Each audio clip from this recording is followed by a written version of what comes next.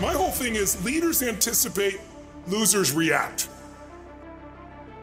If you can anticipate what's coming, you can really take advantage. If you wait till it hits you, you're in trouble. The biggest problem people have is they think they're not supposed to have any.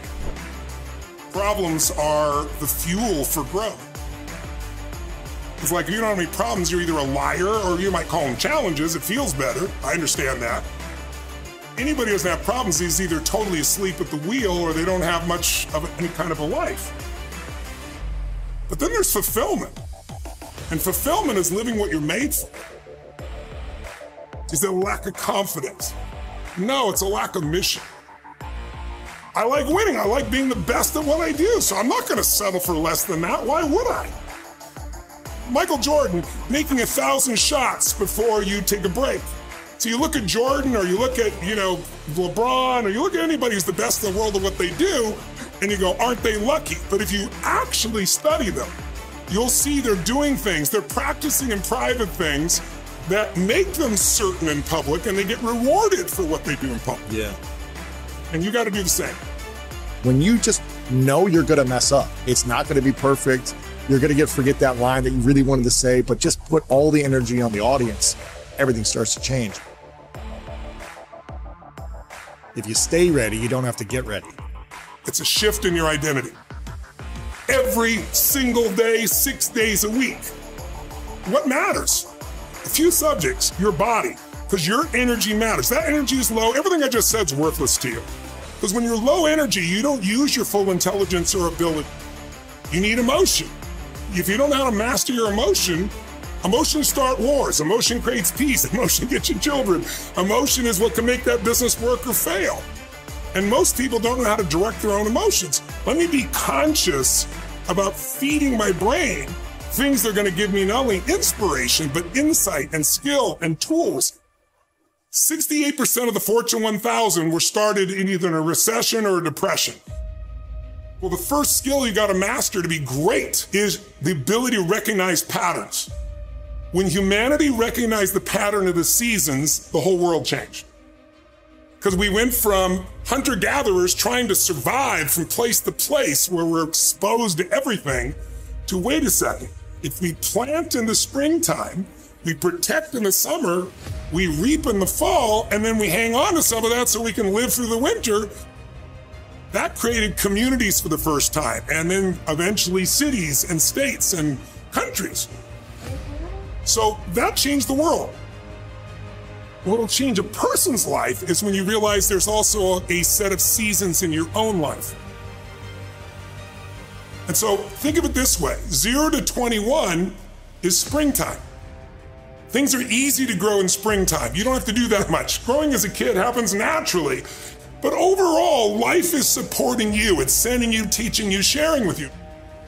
Now, when you get from 21 to 41 or 22 to 42, whatever range you want to talk about, you now are in the real world. And now you go test what you learned in your springtime. So you start to learn, test, figure out what's real. And it's an important stage of life.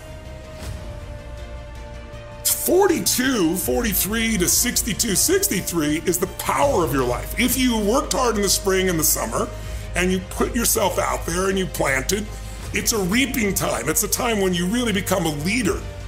And then if you're lucky, you go from 63 to 83 and maybe 83 to 103 and you have an extended final season of your life where you get to be the mentor, you get to share. You get to make a difference. And maybe towards the end of your life, people look out for you again after you looked out for everybody else. That's kind of the cycle of life. What if you're born in 1910? World War I ends, the world looks like it's a great place, new technology, cars, radio, and then what happens? An explosion of abundance, the roaring 20s. And so you're a kid, you're 14, 15 years old, and you're like, I can't wait to get a car, to go. But what happened when that person hit the next stage of life at 19, 20, 21 years old? As they came of age, it's 1929. And suddenly, people are jumping out of buildings, total depression, Dust Bowl, nobody's got jobs. It looks horrific, and it was horrific. But did they get a break? No, when they turned 29, it's 1939. It looked like the whole world was going to end. Hitler was sweeping across Europe, bombing London. It literally looked like the world as we know it was over.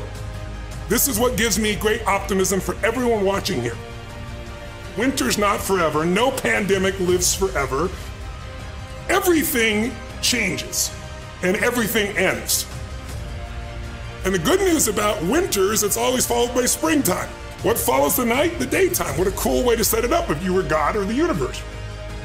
The first thing I do every single morning is I go in freezing cold water. And when you jump in, it never feels good to go in, but getting out, you feel incredible. But I do it for a different reason. I do it to train my brain to say, when I say now, it means now. When I say go, we go. I don't stand there because it's cold and go maybe in a minute when I'm ready. But I always do it because I've trained my brain. This is how we work. And if you train your brain to do that every single day, then it'll do it on the more difficult and important things in life. But the essence of it is I change my body radically and I do 3 things to make sure that my brain is primed. And what I mean by primed is most people think their thoughts are their thoughts, Lewis, and you and I know better. Most people just don't understand that you are being primed all the time, and unless you prime yourself, you're going to be primed by the environment. So I want to take control of my brain, so I do 3 quick things. 1, I take 3 minutes of those 10 minutes after I've changed my body, and I focus on 3 different events in my life that I'm grateful for. I usually pick 2 big ones and 1 small one. It could be as simple as a smile on my daughter's face, and it changes your biochemistry.